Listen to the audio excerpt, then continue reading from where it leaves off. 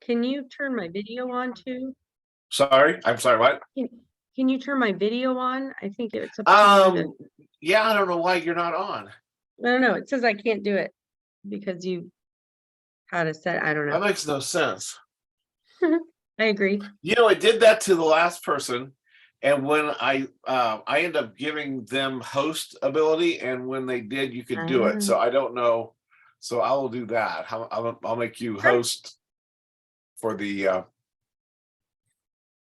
to get things kicked off here. Hang on a second.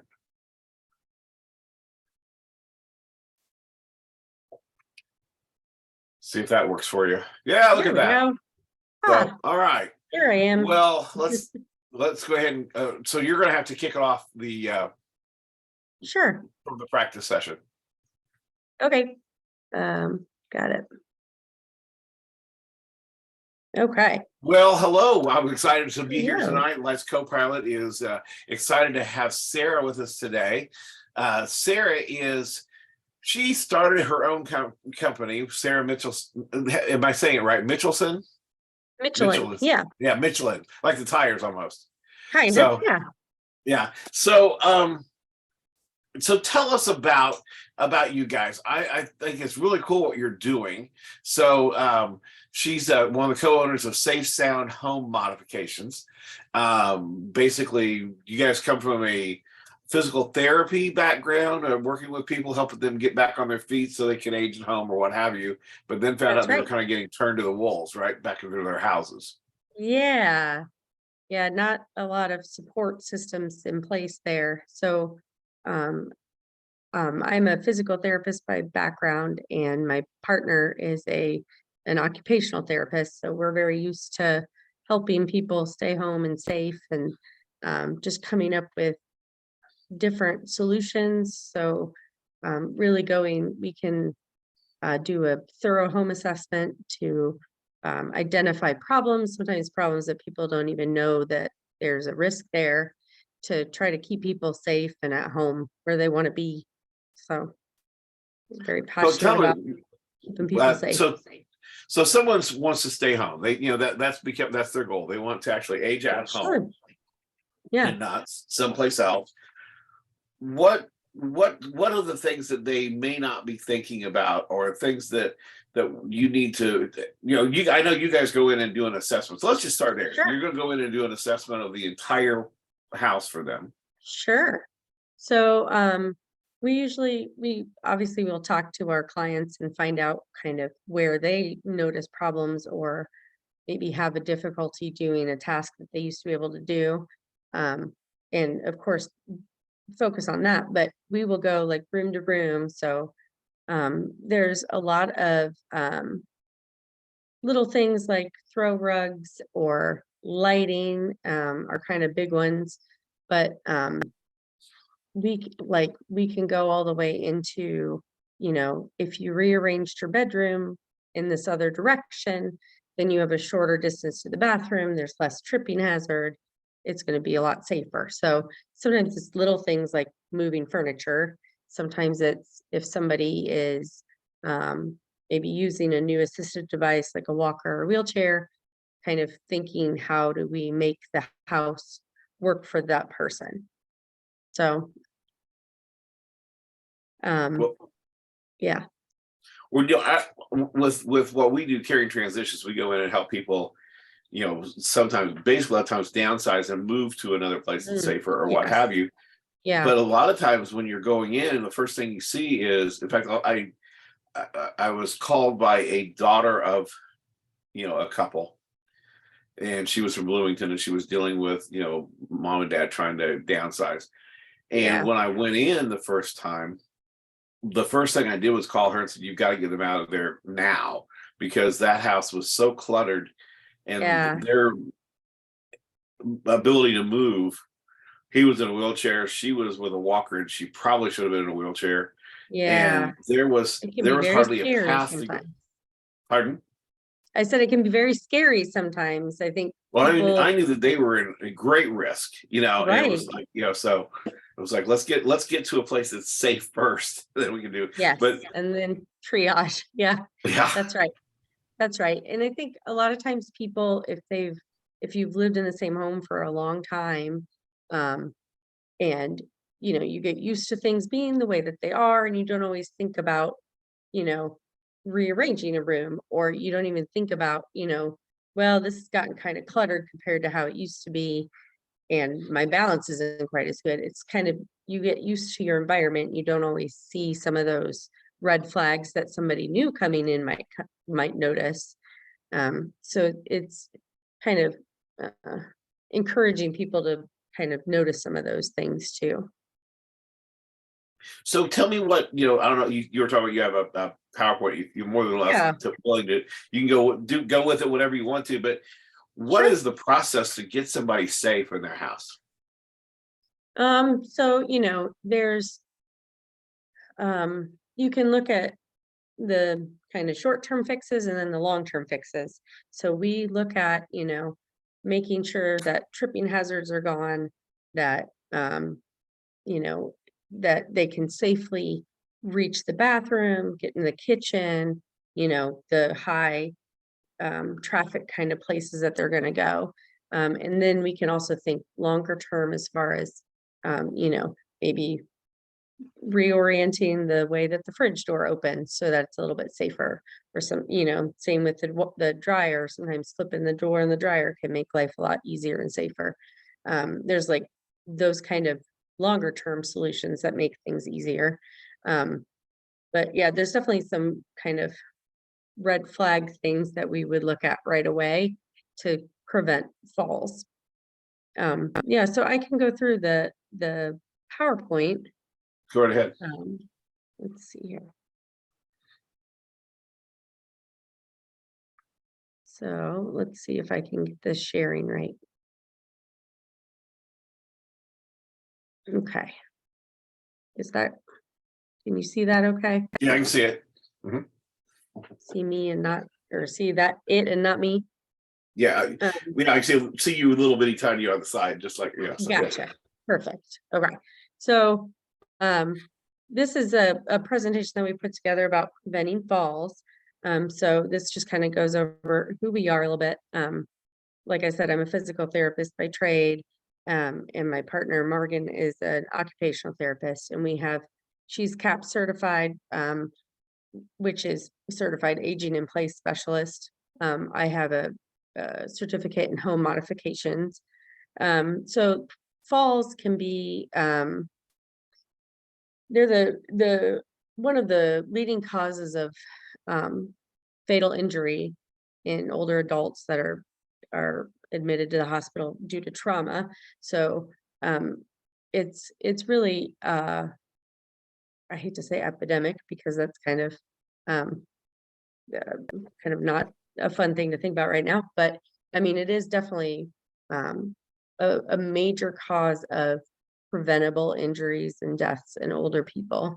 And even if people aren't falling, if they have a fear of falling, they tend to limit what they're doing, and they socially isolate. It makes their world a little bit smaller. Um, and it can cause a lot of like depression and mental issues as well. So 25% of Americans over 65 will fall this year, which is, that's a large amount of people. And everybody can fall, accidents happen, but we're looking to see reducing risk, basically. So, there's a lot of different causes of falls. It's a lot of them are trips, or slips, or loss of balance. So, working on the physical therapy thing, working on balance is obviously important, but we're looking more at these obstacles and elevation problems and things that could cause slips. So generally preventing falls is, visiting your doctor, getting your vision checked, working on your balance, and then making your home safer. So those are kind of the big four. Um, and so less than 1% of US housing right now meets the criteria to allow people 55 and older to stay in their home. So there's a lot of, when you look at independent living apartments or senior apartments where they have thought about like bathroom size and door size and grab bars and things, most of us don't have those in our home. But looking at the cost of assisted living or nursing home care, it's not only do people prefer to be home, it's definitely more affordable in the long run. So looking at making a home safer. So the three things that we're looking at is lighting, which I referred to before. Our vision actually has a lot to do with our balance. So if we have good lighting and can see the obstacles, our balance is going to be better. So talking about things like putting in night lights or turning on the light in the middle of the night to go to the bathroom, even though that's not usually people's habit. The second thing is clear pathways. We don't want, like you said, that home that you were in where, it's crowded and it's cluttered and there's not really a pathway. It increases chances of tripping. And then easy access to the things you use the most. So, you don't want to have make it difficult to get into the bathroom, which is obviously a place you're going to be going often throughout the day. So we start at the front door. You're looking at front steps. We're thinking about ramps or grab bars, handrails, looking at the lighting there. In the hallway, looking at lighting, and a big one is removing throw rugs. There's, they look nice and they can be functional, but generally are pretty unsafe. Then we go into the kitchen. So looking to keep commonly used things easy to reach. So if you're always getting the toaster out every day, maybe it makes sense to put it in an easy to reach area so there's less bending and reaching and risk of falls. Same thing with the rugs, like making sure that if you do need a rug, that you have something with a non-slip on the bottom so that it's not gonna slip and slide under you. And then also making sure that you clean up spills immediately. Stairs, you want to keep them clutter free. Don't want stuff stacked up to go upstairs. And then something which can be a problem is if your vision is a concern, you can add strips to the edge of the steps so you can really see where each edge is. And then making sure lighting again, and even maybe adding a second handrail. In the bedroom, make sure that the light is easy to reach. Like I said, to get that turned on before you go to the bathroom in the middle of the night. Keep the path from the bed to the bathroom clear. Consider installing a bed rail. And then you always want to make sure you've got a phone within reach, the big one. So if you do fall, you can get help. In the bathroom, you want a non-slip rubber mat. In the shower, there's lots and lots and lots of grab bars and options for toilets and tubs. They have like so many now that are much, much more attractive and can actually be pretty nice. So there's a lot of them that have their grab bars, but they're also shelves for shampoo. This one has a grab bar for the shower, the adjustable shower head as well. And so there's a lot of choices now for bathrooms, and it's really a matter of learning how to best help that person, how they do things. And then considering a shower chair in a handheld shower, just so that you can sit down and prevent slips. Other things to consider is that, not all doorways are the same, not all toilets are the same. Sometimes there's a lot of the common off-the-shelf products that people use, and they can work, and they're definitely good temporary fixes, but they're not always the best tool for the job. So, as a therapist, we're able to, come in and assess and identify hazards, improve safety, and really just make life a little bit easier. We can make things more efficient. And having a home assessment reduces your fall risk by 31 to 46%. So, yeah. And there's a lot of little things, right? Like you do want to look at lighting and clear pathways and things, but sometimes it's thinking about, if you have a different kind of tub transfer bench, then you can get in and out with less help. It makes it less, you need less assistance, you're more independent, and it's easier for whoever's helping you that they don't have to do quite so much. So yeah, it's falls are really common, and one of the big things that we're trying to prevent, but we're also trying to prevent with home assessments, just any kind of safety risk, and anything that will be a barrier to keep someone from doing what they want to do. So if we can make it where someone can get in the kitchen on their own and get their own lunch and do their own, do the dishes or cook when normally they just can't even get in there. It's not just improving their safety, it's also improving their quality of life. So there's some of the resources that I used. The CDC has some really interesting information about fall risks and preventing falls, which is interesting to me. So some of these are kind of lengthy to read through, but they are interesting. So One thing presentation. that I think you mentioned to me the first time we met a long time ago was you were talking about that you both worked through the hospital setting, but the change of the insurance or the change of the programs or something where Yeah, that no longer really was something that was being done or something, or so it's really limited. It is still something that home in-home therapists can do, but it's so the amount of visits has been scaled back so much that it's often, if we're coming in after someone's been in the hospital, which is common, like they've already had a fall or an injury, um, or an illness where they're weaker than they were, it's really, we're coming in and we're triaging. So we're going to make sure, we are going to look at the throw rugs and the lighting and, make sure that you're as safe as we can get you. But then we're also working on your balance and your exercises, and we don't have the time or the resources to draw up a full, like, entire home assessment to make sure that we're really um, thinking about everything. So it's not just, can you, like, we'll come in and we'll make sure that you have the equipment you need, that you can get in and out of the bathroom, that you can get in and out of bed. But and we'll work towards helping you, get back in the kitchen or take your own shower or do the laundry. But we might not get to those things because of the limited scope that we have now.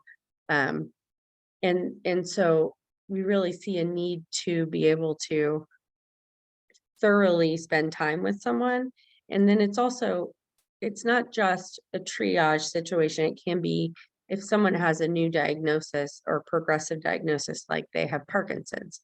And yeah, right now they can walk around and they can do this and that.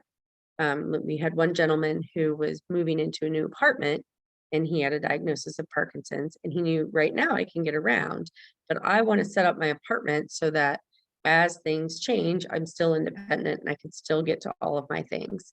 And so he had us come in and help figure out the best layout, where to put the bed, where to put the shelves, where to, what else can we modify, maybe taking the doors off the closet so you can get in a little bit easier, or thinking about, where do you want to store the plates that you use every day, or figuring out how to even, he had it was a nice apartment. He had a really nice, very complicated microwave that he did not understand how to use. And so part of what we did for him was we come up with a cheat sheet with, it was very simple.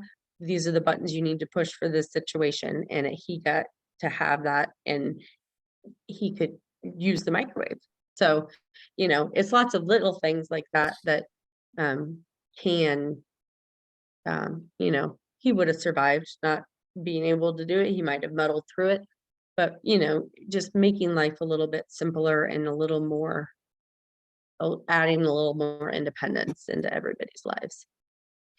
I don't recall where I heard this. It was at some, some event, but I was hearing the causation of falls after 65 Yeah, is so much because that all of us, all our entire life, have tripped multiple times a week. We sure. stub our toe, we go to trip. Yeah, We don't think that much about it because our reaction time is quick enough that we can catch ourselves and our core is strong enough or what yes, have you.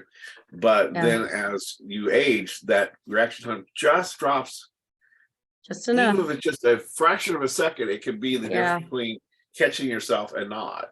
yeah, and that's absolutely the case. Yeah, and it's, there's multiple parts that go into our balance, right? So we have, a lot of us know inner ear balance, but it's also our vision, and it's also our proprioception, which is our body knowing where it is in space. And so, like, if we get some numbness or neuropathy in our feet, some of that balance goes. Or if your vision's not quite as good, or you don't have the lights turned on, balance goes a little bit worse. And our writing reactions, so when we start to lose our balance, are we rely on a lot of the muscles in our legs to help catch us. And if we're a little bit weaker because we just got over pneumonia, or we had a surgery and we were down a little bit, even if our balance is good enough to know that we're falling, we might not be strong enough to catch ourselves. So it's really, eliminating as many risks. It's, we need to look at the person and help them improve physically too, if they can. And, therapy is definitely still important for that. But just the idea of making the environment work for the person instead of the other way around. Our houses should, work for us. So now, when you go into people's houses, how often is your advice to move? Um, it's not, honestly, probably not that often. Okay. It depends. There are situations where maybe someone is um more forgetful or unsafe, or really just can't be on their own, really needs 24/7 supervision. But you know almost any house, we can come up with solutions to keep somebody in it if that's what they want. There's going to be houses that are hard, thinking about split level houses. So you have to go up or downstairs as soon as you get in, or sunken living rooms. Not a huge fan of those. It makes it a lot harder to get around the house, but there's solutions. There's stair lifts, there's elevators, we can maybe even adapt the house so they can stay on the main floor. Or it's sometimes I think moving would probably be a simpler idea, but I think there's always a solution if somebody Yeah, really yeah. wants There. to I was home. just thinking. I was thinking of these. They you don't see them very often anymore as far as being new builds. But there was a time when they built a lot of split levels where you'd come in, Yes. and you have to go up Yeah. the porch. Then you Uh-huh. go into a little thing and you go this way, one or the other, and Yeah. there's not. Those are very difficult for making them functional for somebody who has trouble on stairs. It's that's the situation where if they did really want to stay there, we would have to look into stair lift choices, or putting in an in-home elevator, which is actually not, I don't think, too much more expensive than a stair lift. It depends on the situation, of course, Yeah, but some of the new ones they have it now. can be affordable. Yeah. So it depends on the person, because I think especially um in older generations, people tended to stay in the same house. They've lived there 30, 40, 50 years. They don't really want to move, you know. And I get that. It's like I said, there's usually a solution. There's usually something we can do. Well, there's one thing, and I know that I'm coming at this from a weird background because I've done so many different weird Sure. things, but Oh, sure, yeah. Your many but hats. but the one thing that I see too is if somebody's got that kind of a house, or they've got a two-story and there's really not an easy way of making a bedroom downstairs, and they'll say Yeah, maybe they don't have a dining room or whatever they could turn or whatever. sure. they're saying if they've got their house more or less paid for, but they could still be independent. But this is a problem. In a different Yeah, environment, yeah. yeah. I was sitting there thinking, my in-laws, when we were dealing with them, and we also needed to get them closer to us from Wabash, Indiana, to And sometimes that's here. a bigger problem. It's just Yeah, proximity to and because help. there was Yeah, nobody there to help them, and what have yeah, you. that can be And hard. they were actually got to the point where I finally had to be the mean son-in-law and said, no, you're coming down. But it was, uh, Yeah, my that's mother-in-law what I was kept gonna say. falling, and when she'd fall, my father-in-law couldn't pick her up because he had Yeah. COPD so bad and arthritis so bad. They have to call for an ambulance to come pick her up and put her back in a chair. Oh, And this happened no. like twice a week. I'm Yeah. going, you guys can't do this, I and don't think and then this they is had, working anymore. and Yeah. living in Wabash, the hospital was a triage center, so you'd go there and they'd immediately send them to Huntington or Fort Wayne, where you can't be Yeah. an hour away from real doctors, right? Yeah, can be tricky. Today, there is an option for people if they've got their house, which they did, their house was free and clear. The idea of moving them to Fishers or Castleton or what have you was not an option because every house was twice as much as theirs, Yeah. and they couldn't afford that payment because they were Sure. living on fixed income. But today, you could go into a reverse mortgage and not have a payment, and buy a house with a Yeah. reverse mortgage, use a down payment from your other house. That might be something else you might want to learn about too, because there may be Sure. times you could actually help them and then go into the new house and make it. Absolutely. Yeah, it's, sometimes it is best to move, or it makes more sense, especially for being closer to family and doctors and things and it's and we would not shy away from a conversation like that. We try to give people all the information we have, and all the options that we see. So, like options like simple changes. Here's options if you want to remodel and plan to stay here for another 10 years. And the other option would be, like move to some place that, some of these risk factors aren't even an issue. So, I we do think try to give everybody as much I've always information believed as that we have. if my in-laws would have listened to us earlier, okay, instead of waiting until it was too late, Yeah. we could have probably maintained independent living longer if they'd have had support Yeah. because they had deteriorated so bad out there on their own. Yeah. And yeah, sometimes people don't see it if you're not out there. It's um it's definitely um a difficult situation, but generally from seeing so many people in their homes and in different situations, if you have a plan up front before there's a problem, you're gonna end up in a much better situation than, okay, I've fallen and I've broken something and now I can't go home because my home is stairs and I just am not ever gonna be able to do that. Now you gotta find what's gonna happen now, and it's so much better and less stressful, and people end up in a situation they like better if they plan ahead, right? Yeah. Like, yeah. It's a hard thing and a big decision, thinking about where to live and what's safe and what you want, It's Well, it's if we have difficult. people listening to this video, either now live or later, Sure. that are the kids that have been trying to talk mom and dad into Yes. doing something, either get it Yeah. safer here, and just because you realize that they're not safe where they are doesn't mean that you know exactly how to fix it. Okay, but Right.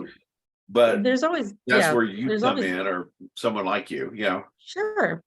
And I think sometimes having, especially in that situation where maybe mom and dad aren't listening, having somebody else come in and explain and, give their, you know, professional opinion can kind of help sway things a little bit, you know, or can kind of start the ball rolling. So, we've definitely done that where we talk to the the client that we're helping, but we're also talking to their caregiver or their spouse, that maybe they have a little bit different take on how things are going and what they want to do and not do. And um I there's they can be tricky situations, but they're definitely situations that we have dealt with and, you know, trying to um kind of convince or persuade, kind of trying to help bridge that gap between what the kid wants and what their parent wants, and trying to make sure that, everybody's as happy as they can be in the end. Yeah, it's definitely can be very tricky. Being not in the family and emotionally involved to that level, there's Yes. a big opportunity, and Yeah. you could be a great asset to that family by being that intermediary. That's kind of going, look, I Sometimes we get need it. that. Yes. Yep. Yeah, they can't Yeah, pull and the guilt on you or what have you. Yeah, it's harder to guilt trip us.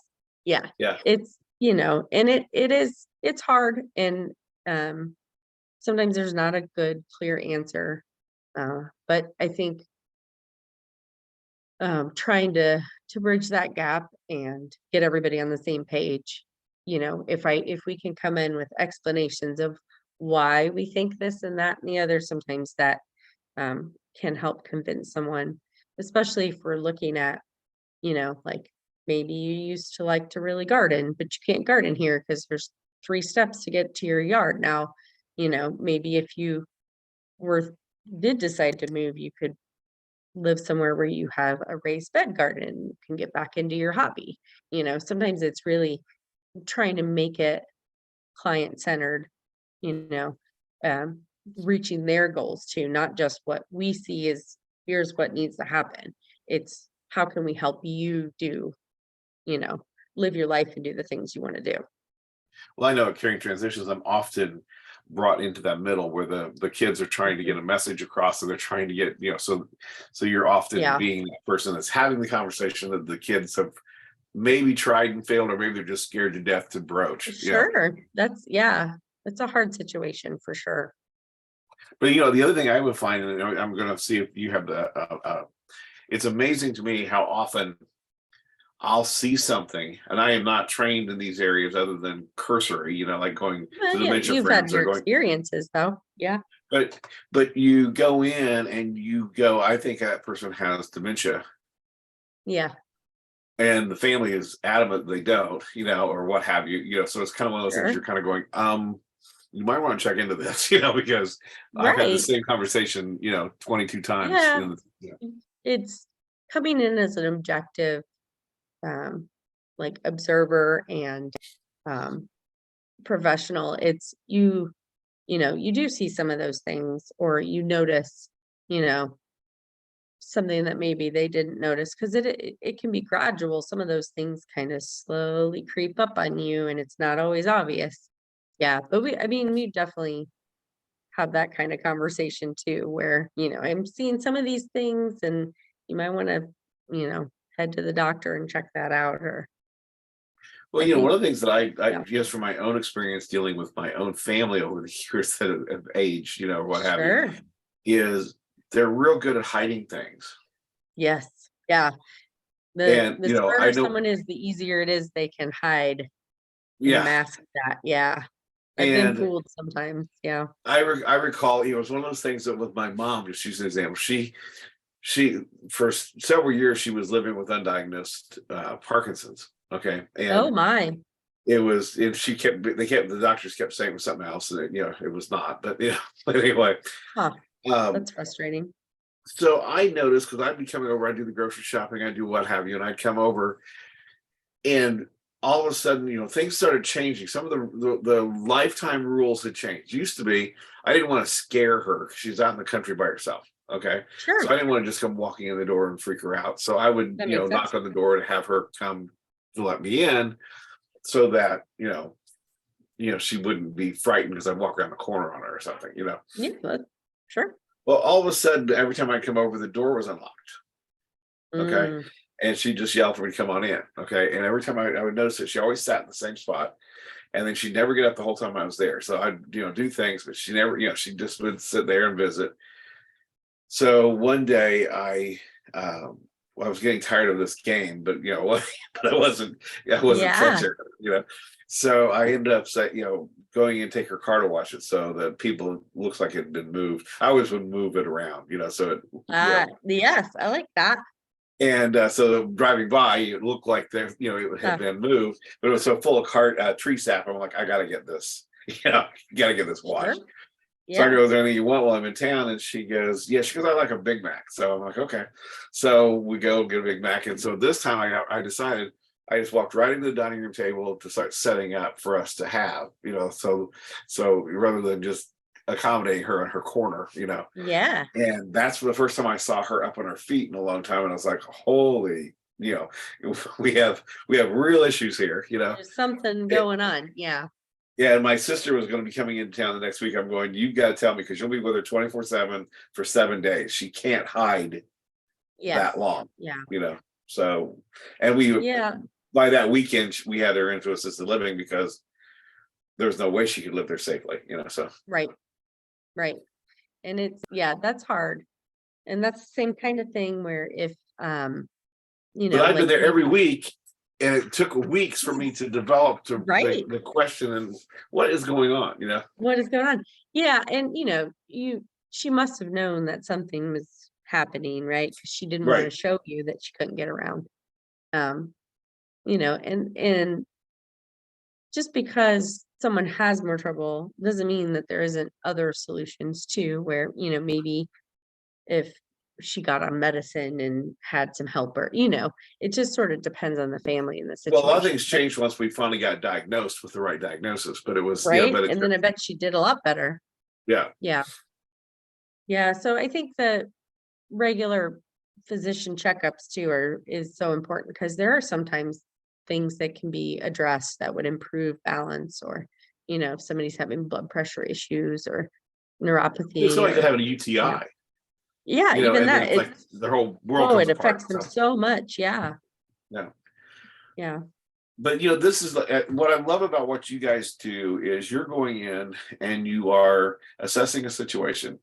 And from what I'm gathering from it, you're not afraid to say, hey, the assessment is this isn't going to work. Or, We would absolutely be honest. Yeah, absolutely. yeah, We're there with our, professional opinion based on the thousands of houses that we've been in and people that we've helped. And, it's, um, yeah, I mean, that's part of it is sometimes it's a hard conversation, you know, or this is the prognosis of, if you have MS or something, we are going to be thinking about a wheelchair in 5 or 10 years. So, let's plan ahead. And if we're going to remodel your bathroom, let's do it so it'll work for you for good, you know? right. So yeah, Now, we don't shy from those. do you do the What's that? remodel yourself, or do you oversee it, or how does that work? So we're providing like a written report assessment, um, and we can help kind of guide people. We have a lot of partners that we've been working with to try to um, be able to give people good resources for someone who could come and do the work. And we can oversee it if that's something that they need help with, because I think sometimes, especially if adult kid is out of state or something, they can't always be here to help. That is something that we could help provide some oversight for them. Okay. A lot of it is giving our, a thorough assessment and then report of like every sort of option based on what they're talking about. So When you come in and do an assessment, are you doing the whole house, or are you doing the areas that they're going to be living in? sure. So, we come in and we do, first we sit down and talk with the client, family, whoever, and honestly, coming into the house, we've already, emailed and talked on the phone and things. So we kind of have some ideas of what we're looking at. And obviously we're going to focus on the things that they are interested in or the areas they're interested in. But we try really hard to encourage them to let us look through the whole house, because there are things that you could change about your house that it's never occurred to you that it was harder than it needed to be or less safe than it could be.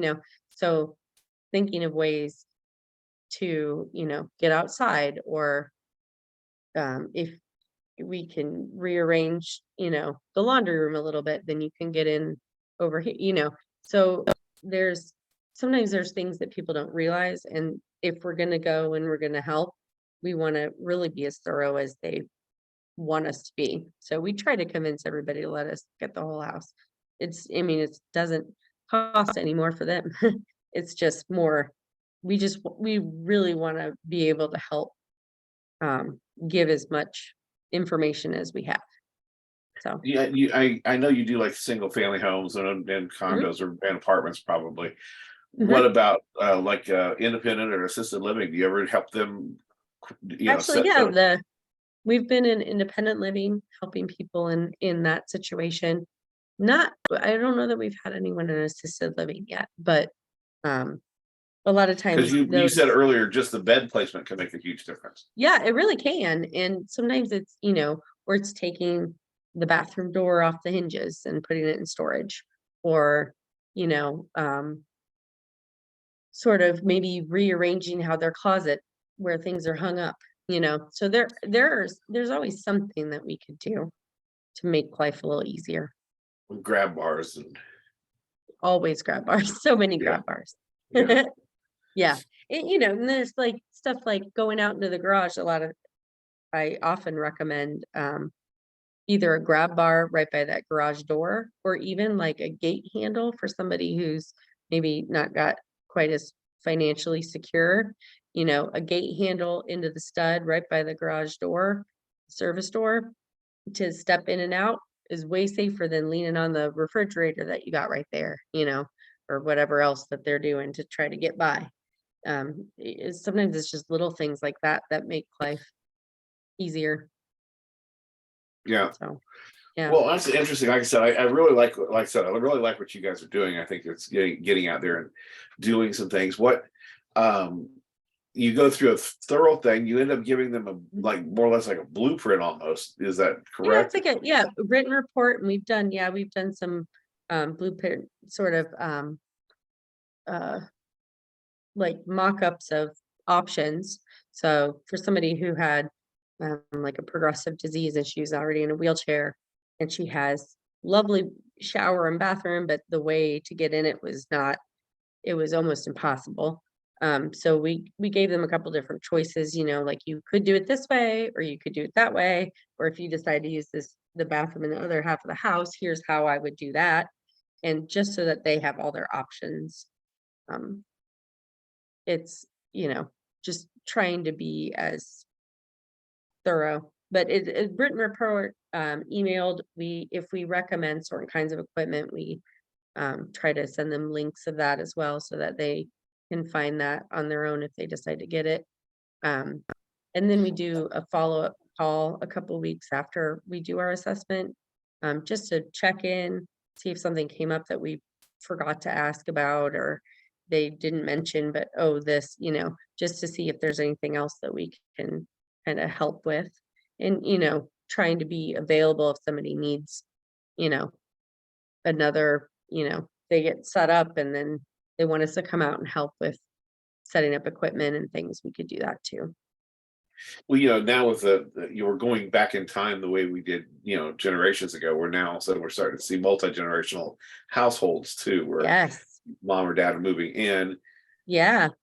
What I imagine a lot of times people don't think about is that mom and dad moving in, and all of a sudden their house isn't safe because Uh-huh. the way they've been living is not conducive for those Right. things. And that is, yeah.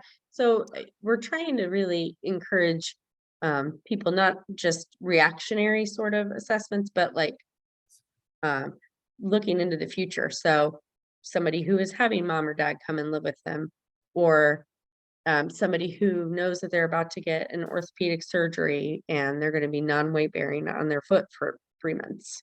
You know, how can we set that up so you're successful and you follow what the doctor's telling you so you can heal? Or, thinking about, you have a new diagnosis or a new piece of equipment, and maybe in the future I'm going to have more equipment, or I'm going to need more assistance. So how do I adjust now to kind of maximize that independence?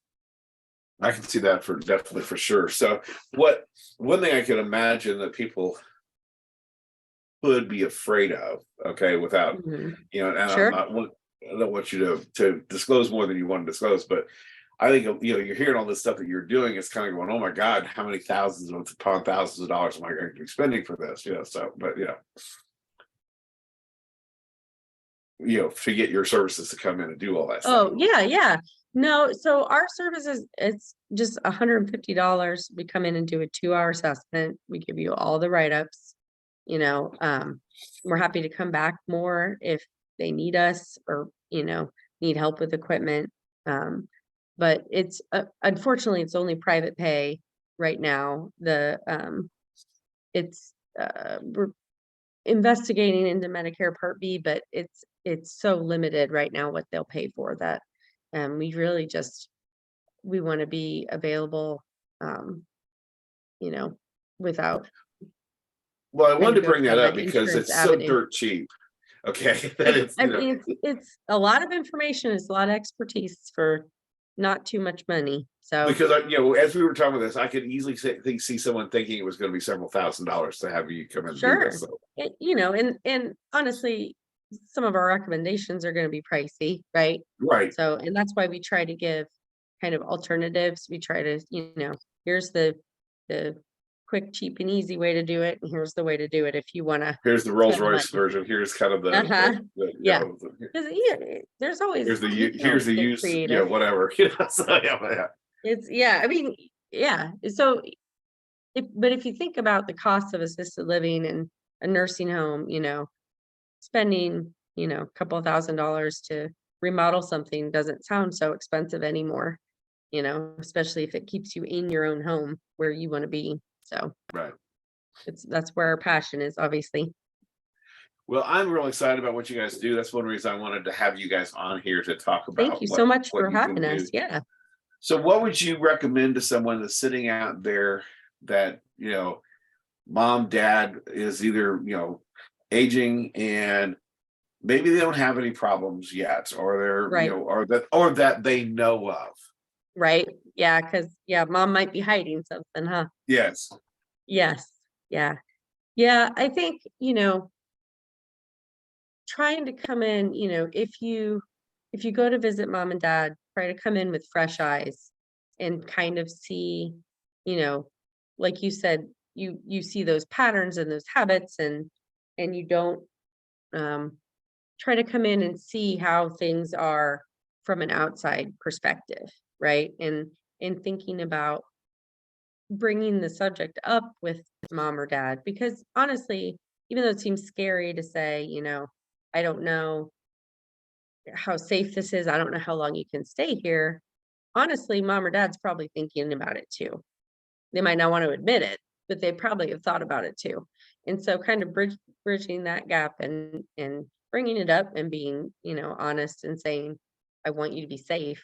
I want you to be around, you know, let's think about how we can make that happen. Well, while I was thinking about this too, it was like Sure. you made a comment about one client that had dementia or what have you, or was in the, Hmm.